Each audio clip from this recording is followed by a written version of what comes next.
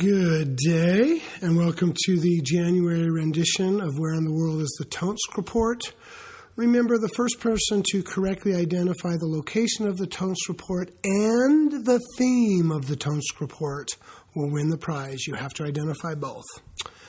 Today's message, since we are honoring the late Martin Luther King Jr., is his I Have a Dream speech from 1963. I have a dream. Copyright 1963, Martin Luther King Jr. And here we go. I am happy to join with you today in what will go down in history as the greatest demonstration for freedom in the history of our nation. 50 years ago, a great American in whose symbolic shadow we stand today signed the Emancipation Proclamation. This momentous decree is a great beacon light of hope to millions of Negro slaves who had been seared in the flames of withering injustice. It came as a joyous daybreak to end the long night of their captivity. But 100 years later, the Negro is still not free. 100 years later, the life of the Negro is still badly crippled by the manacles of segregation and the chains of discrimination. 100 years later, the Negro lives of Lonely Island, 100 years later, the Negro lives on a lonely island of poverty in the midst of a vast ocean of material prosperity. 100 years later, the Negro is still languished in the corners of American society and finds himself in exile in his own land. So we've come here today to dramatize a shameful condition. In a sense, we've come to our nation's capital to cash a check. When the architects of our republic wrote the magnificent words of the Constitution and the Declaration of Independence, they were signing a promissory note to which every American was to fall heir. This note was a promise that all men, yes, black men as well as white men, would be guaranteed the unalienable rights of life, liberty, and the pursuit of happiness. It is obvious today that America has defaulted on this promissory note insofar as her citizens of color are concerned. Instead of honoring this sacred obligation, America has given the Negro people a bad check, a check which has come back marked insufficient funds. But we refuse to believe that the Bank of Justice is bankrupt. We refuse to believe that there are insufficient funds in the great vaults of opportunity of this nation. So we've come to cash this check, a check that will give us upon demand the riches of freedom and the security of justice. We have also come to this hallowed spot to remind America of the fierce urgency of now. This is no time to engage in the luxury of cooling off or take the tranquilizing drug of gradualism. Now is the time to make real the promises of democracy. Now is the time to rise from the dark and desolate valley of segregation to the sunlit path of racial justice. Now is the time to lift our nation from the quicksands of racial injustice to the solid rock of brotherhood. Now is the time to make justice a reality for all of God's children.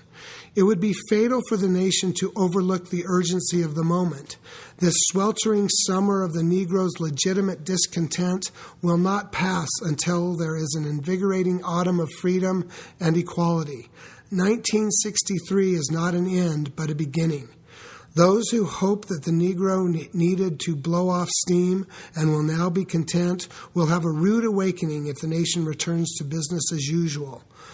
There will be neither rest nor tranquility in America until the Negro is granted his citizenship rights.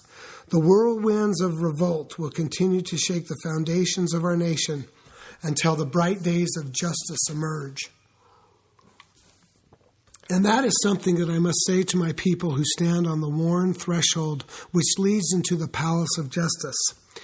In the process of gaining our rightful place, we must not be guilty of wrongful deeds.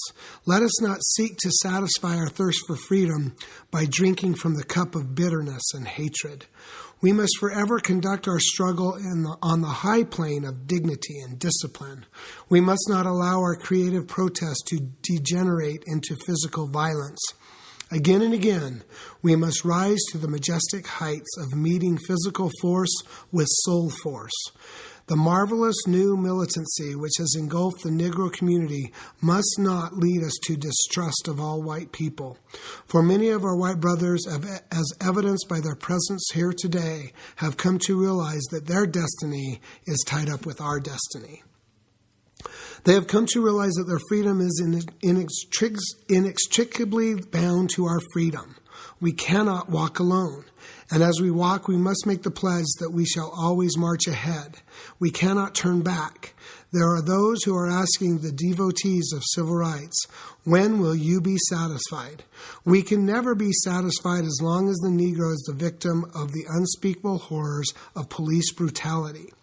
We can never be satisfied as long as our bodies, heavy with the fatigue of travel, cannot gain lodging in the motels of the highways and the hotels of the cities. We cannot be satisfied as long as the Negro's basic mobility is from a smaller ghetto to a larger one. We can never be satisfied as long as our children are stripped of their adulthood and robbed of their dignity by signs of stating, "For whites only." We cannot be satisfied as long as the Negro in Mississippi cannot vote and the Negro in New York believes he has nothing for which to vote. No, we are not satisfied, and we will not be satisfied until justice rolls down like waters and righteousness like a mighty stream. I am not unmindful that some of you have come here out of great trials and tribulation. Some of you have come fresh from narrow jail cells. Some of you have come from areas where your quest for freedom left you battered by the storms of persecution and staggered by the winds of police brutality. You have been the veterans of creative suffering. Continue to work with the faith that unearned suffering is redemptive. Go back to Mississippi. Go back to Alabama. Go back to South Carolina. Go back to Georgia. Go back to Louisiana. Go back to the slums and ghettos of our northern cities, knowing that somehow this situation can and will be changed. Let us not wallow in the valley of despair. I say to you today, my friends, even though we face the difficulties of today and tomorrow, I still have a dream. It is a dream deeply rooted in the American dream.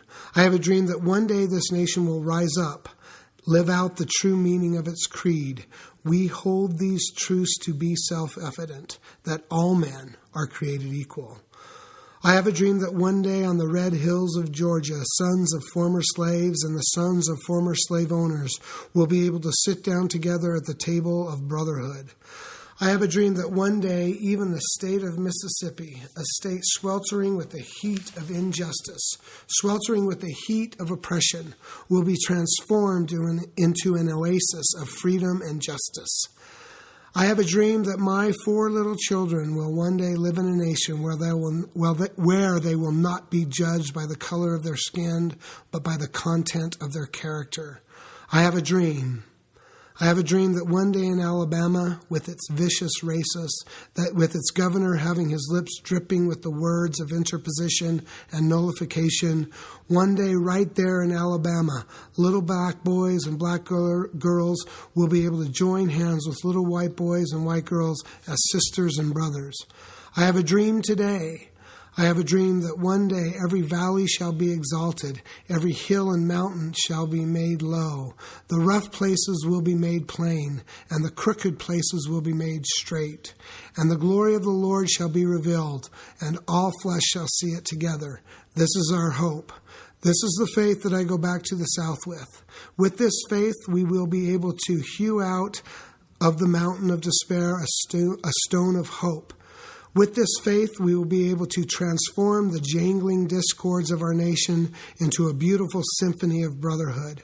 With this faith, we will be able to work together, to pray together, to struggle together, to go to jail together, to stand up for freedom together, knowing that we will be free one day. This will be the day when all of God's children will be able to sing with new meaning, "My country, 'tis of thee, sweet land of liberty, of thee I sing. Land where my fathers died, land of the pilgrim's plight, from every mountainside let freedom ring. And if America is to be a great nation, this must become true. So let freedom ring from the prodigious hilltops of New Hampshire. Let freedom ring from the mighty mountains of New York. Let freedom ring from the heightening Alleghenies of Pennsylvania. Let freedom ring from the snow-capped Rockies of Colorado. Let freedom ring from the curvaceous slopes of California. But not only that. Let freedom ring from Stone Mountain of Georgia. Let freedom ring from Lookout Mountain of Tennessee. Let freedom ring from every hill and molehill of Mississippi, from every mountainside. Let freedom ring.